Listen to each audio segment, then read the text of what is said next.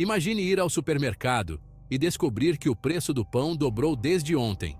Isso não é apenas um aumento de preço, mas um reflexo de uma economia em desespero. Esta era a dura realidade para os brasileiros nos anos que antecederam 1994. A vida cotidiana estava repleta de incertezas e dificuldades. A hiperinflação havia devastado a economia do país, aniquilando economias e empurrando milhões para a pobreza. Famílias inteiras lutavam para sobreviver, vendo seus sonhos desmoronarem. Os preços estavam subindo fora de controle, aumentando em média 2.500% só em 1993. Era uma espiral sem fim de desvalorização e desespero. A moeda brasileira, o cruzeiro real, não valia praticamente nada. As notas de dinheiro se tornaram meros pedaços de papel, sem valor real. As pessoas corriam para gastar seu dinheiro assim que recebiam, sabendo que ele valeria menos no dia seguinte. Era uma corrida contra o tempo, uma luta diária para manter o poder de compra. Os supermercados contratavam funcionários cuja única função era trocar as etiquetas de preços várias vezes ao dia. A inflação era tão rápida que os preços mudavam de manhã para a tarde. Necessidades básicas como comida e remédios tornaram-se artigos de luxo. As prateleiras dos supermercados ficavam vazias rapidamente, e a escassez era uma realidade constante. O caos econômico levou à agitação social, com protestos e greves irrompendo em todo o país. A população estava exausta e desesperada por mudanças. A situação era terrível, e os brasileiros precisavam desesperadamente de uma solução. A esperança parecia distante, mas a necessidade de uma mudança era urgente.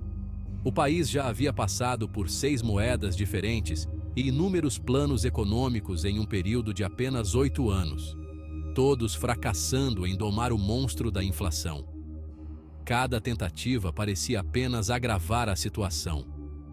O tecido social e econômico do Brasil estava à beira do colapso. A confiança no governo e nas instituições estava em seu ponto mais baixo. Era claro que uma abordagem radical e inovadora era necessária para resgatar o país do abismo. A nação precisava de uma solução que fosse além das medidas tradicionais. O ano de 1994 marcou uma virada na história brasileira. Foi um ano de esperança renovada e de promessas de um futuro melhor.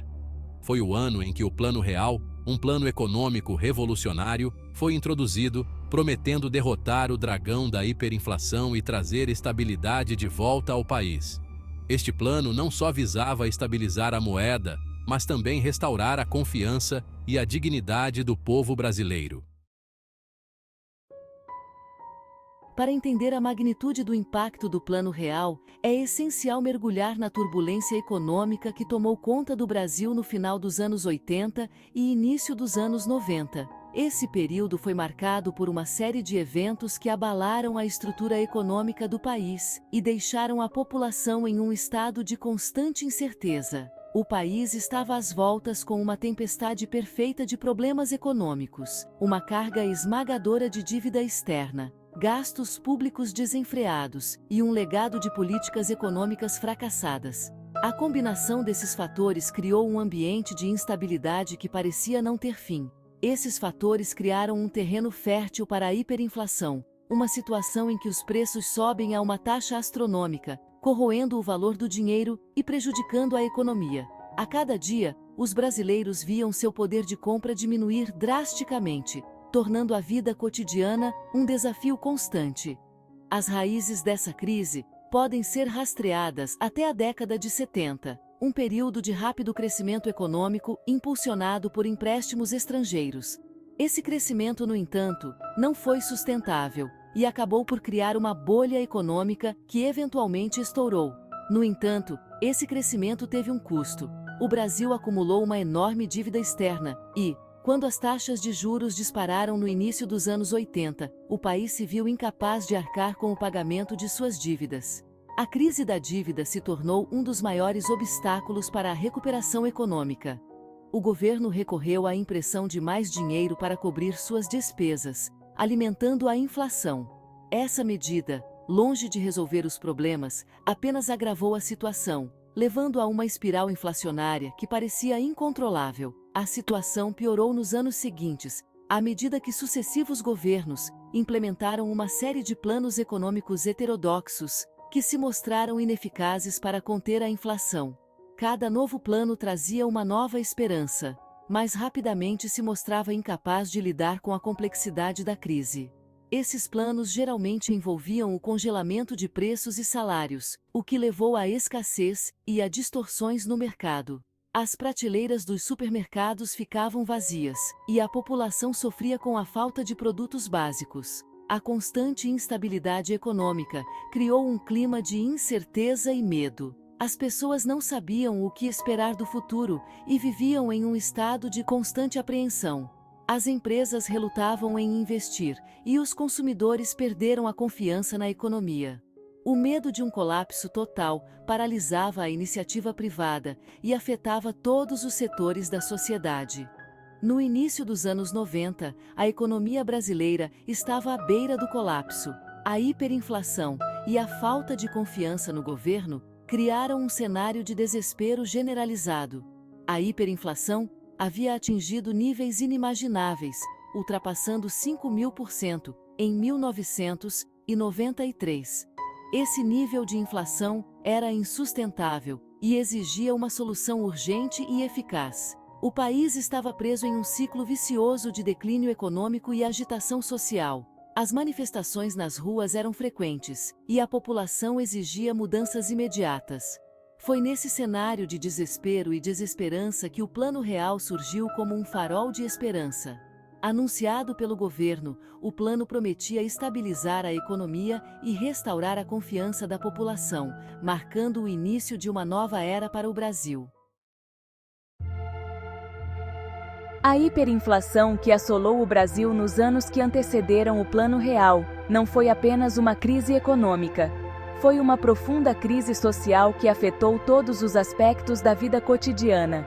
Ela corroeu o tecido social da nação, empurrando milhões de brasileiros para a pobreza e exacerbando as desigualdades existentes, criando um ambiente de desespero e incerteza. O aumento implacável dos preços tornou impossível para as pessoas comuns comprar itens básicos, levando à fome generalizada, desnutrição e um declínio no padrão de vida. As prateleiras dos supermercados ficavam vazias rapidamente, e os produtos essenciais tornaram-se inacessíveis para muitos. Para muitos brasileiros, a luta diária pela sobrevivência tornou-se o único foco.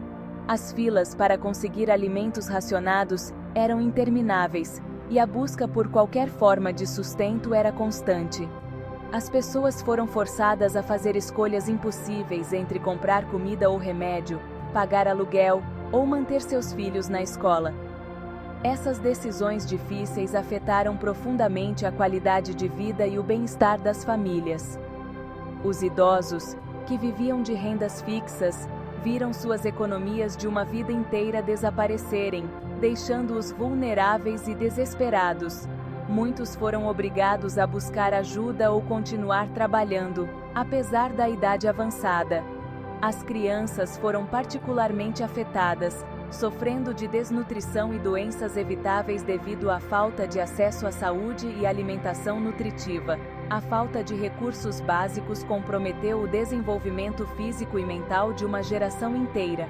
A turbulência econômica alimentou a agitação social e os índices de criminalidade dispararam à medida que o desespero levava as pessoas a medidas extremas.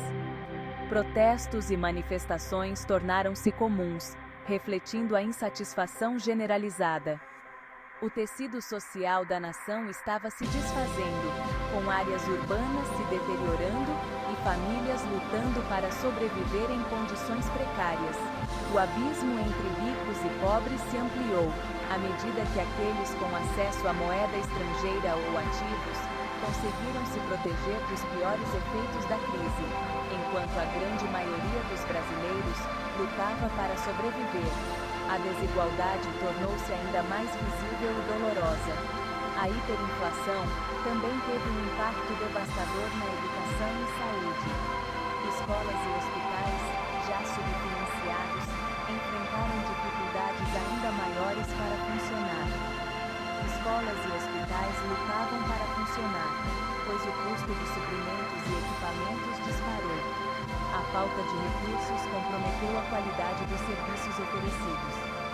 Professores e profissionais de saúde, com seus salários corroídos pela inflação, foram forçados a encontrar outras maneiras de ganhar a vida. Muitos tiveram que assumir múltiplos empregos para sustentar suas famílias. A crise ameaçava prender uma geração de brasileiros em um ciclo de pobreza e desespero, dificultando a possibilidade de um futuro melhor. A esperança parecia distante para muitos, enquanto lutavam para superar os desafios diários. 30 anos depois, o legado do Plano Real nos mostra que é possível superar crises econômicas com coragem, planejamento e responsabilidade. Essas lições são atemporais e essenciais para enfrentar os desafios que ainda virão. Se você gostou deste vídeo e quer aprender mais sobre a história econômica do Brasil, inscreva-se no nosso canal, curta e compartilhe este vídeo. Deixe seus comentários abaixo sobre como as lições do Plano Real podem ser aplicadas hoje. Até a próxima!